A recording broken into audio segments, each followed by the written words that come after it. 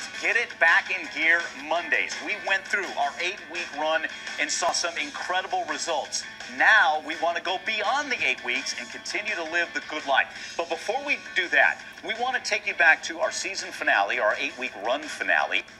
247 pounds. My guilty pleasures, I guess, like most, Candy. Pasta. Cheetos, ice cream, Chips. One word. Chocolate.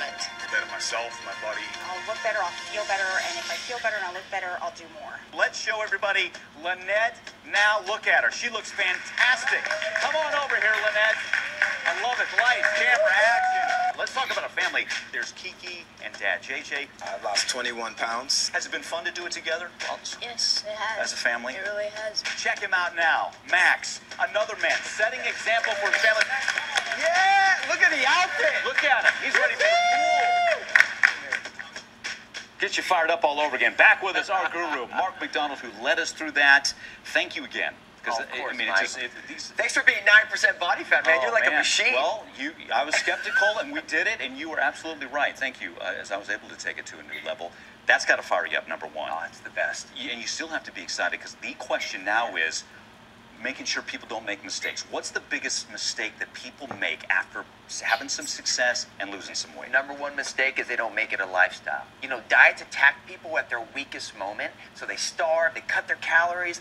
Then once they drop that weight, they start overeating again, they stop exercising, they regain everything plus some. And that's what we're preventing right now. We're teaching people how to make it a way of life. That's it. And that's why it's 8 weeks. Yeah. Right? It's not just 8 weeks 1 and week or beyond. 1 month. It's 8 weeks and beyond. Okay. And we make it a lifestyle starting week 1. Okay, well, let's introduce to you an incredible success story, Kelli Bonomo. Now, Kelli, she's yo-yoed. She's lost weight, and then on this 8-week run, she's lost 30 pounds. We want to show you her before and after pictures. They're just incredible. She has dropped 30 pounds. She has dropped nearly 13% body fat, cut 11 inches as well. All right, Kelli, congratulations. You look great, by the way.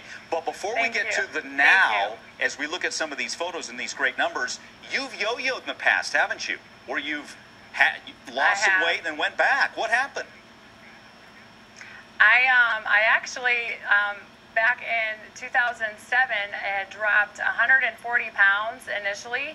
Wow. And competed in bodybuilding and figure back in 07 and 08.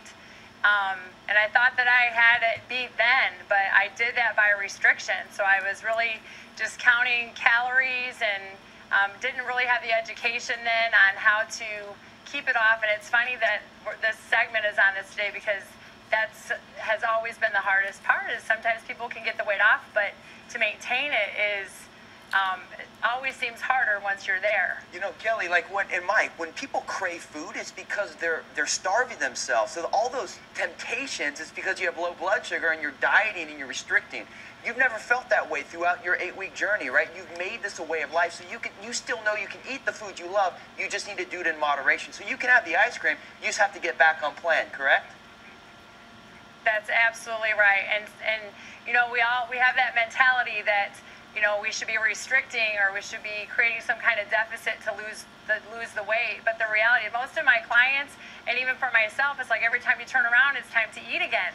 And most of them can't believe how much that I'm letting them eat, because they have that mentality that they're not supposed to be eating. So that's exactly right. And it's just implementing the right ratios and making it a lifestyle. It has to be a lifestyle. And just for everybody who maybe you didn't do the 8 weeks, or maybe you're not familiar, the basis of it is stabilizing the blood sugar. I've become a disciple. Eating in threes. Eating in threes every 3 hours. And when you do eat, have fat, protein, and carbohydrates. And take it from someone who was a big meal guy, a big old breakfast and a big old dinner.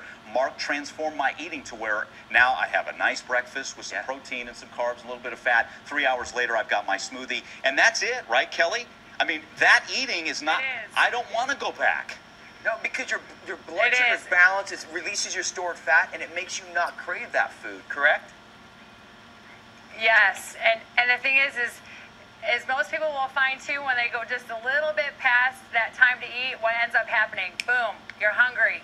And you know, that right there is a sure fact that you're starting to get your metabolism going, and you're starting to get things rolling the way that they should be, and you don't want to get hungry. I tell my clients, you don't want to be hungry. You don't want to get to that point.